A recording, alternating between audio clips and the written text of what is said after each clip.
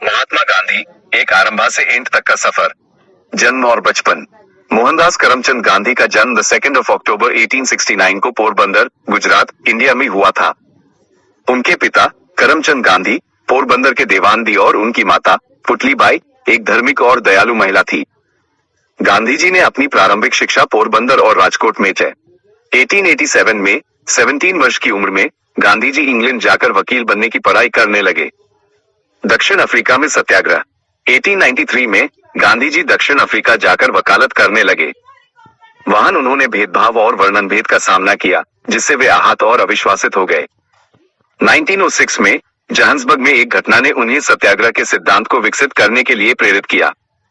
सत्याग्रह अहिंसा और सत्याग्रह के आधार पर न्याय और समानता के लिए एक अप्रतिरोध्य आंदोलन था। गांधी जी ने दक्षिण अफ्रीका में 20 वर्ष बिताए, जहां उन्होंने सत्याग्रह का उपयोग कई सफलताओं के साथ किया। महात्मा गांधी का भारत वापस आना और स्वतंत्रता आंदोलन में योगदान। भारत वापस आना। 1915 में गांधी जी दक्षिण अफ्रीका से भारत वापस आए।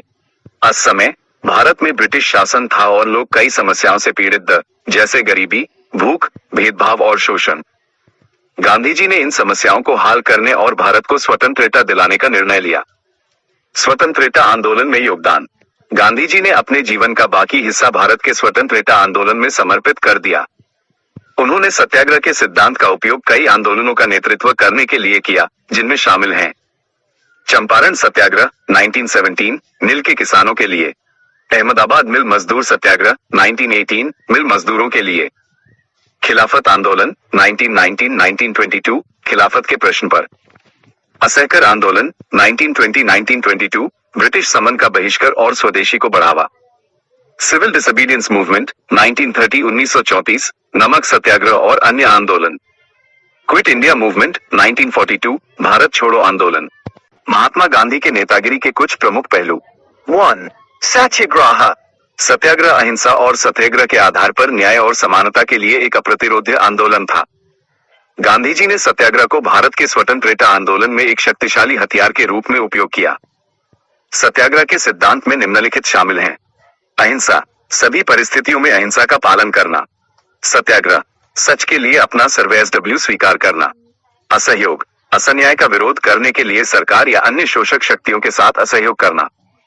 निर्भयता, डर और भय से मुक्त होकर कार्य करना। क्षमा, अपने दुश्मनों को भी क्षम करना। 2. अहिंसा। गांधी जी अहिंसा के प्रबल समर्थक थे। उनका मानना था कि अहिंसा ही सभी समस्याओं का समाधान है। उन्होंने सत्याग्रह आंदोलनों में भी अहिंसा का उपयोग किया। अहिंसा के कुछ प्रमुख सिद्धांत हैं। किसी भी परिस्थिति में हिंसा का प्रयोग न करना, क्रोध, घृणा और अन्य नकारात्मक भावनाओं का त्याग करना, दूसरों के प्रति दयालु और करुणा दिखाना, क्षमा और बुद्धिमत्ता के साथ सभी परिस्थितियों का सामना करना। 3. सर्वाग्रही समता। गांधी जी सर्वाग्रही समता के प्रबल समर्थक थे। उनका मानना था कि सभी लोगों को जाति, धर्म, लिंग या सामाजिक स्थिति की परवाह किए बिना समान अधिकार और अवसर मिलने चाहिए।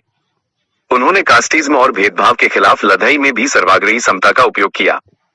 सर्वाग्रही समता के कुछ प्रमुख सिद्धांत हैं। सभी लोग समान हैं और उनके साथ सम्मान के साथ व्यवहार किया जाना चाहिए। किसी भी तरह का भेदभाव अस्वीकार्य है। सभी को अपनी पूरी क्षमता तक पहुंचने का अवसर मिलना चाहिए। 4. सर्वोदय। सर्वोदय का अर्थ है सभी के लिए उन्नति। गांधी जी का मानना था कि सर्वोदय ही समाज का सबसे अच्छा लक्ष्य है। सर्वोदय के कुछ प्रमुख सिद्धांत हैं।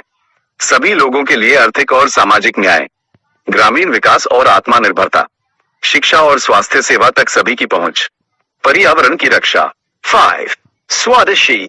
स्वदेशी का अर्थ है स्वदेशी उत्पादों का उपयोग। गांधी जी का मानना था कि स्वदेशी भारत की आर्थिक आत्मनिर्भरता के लिए आवश्यक है।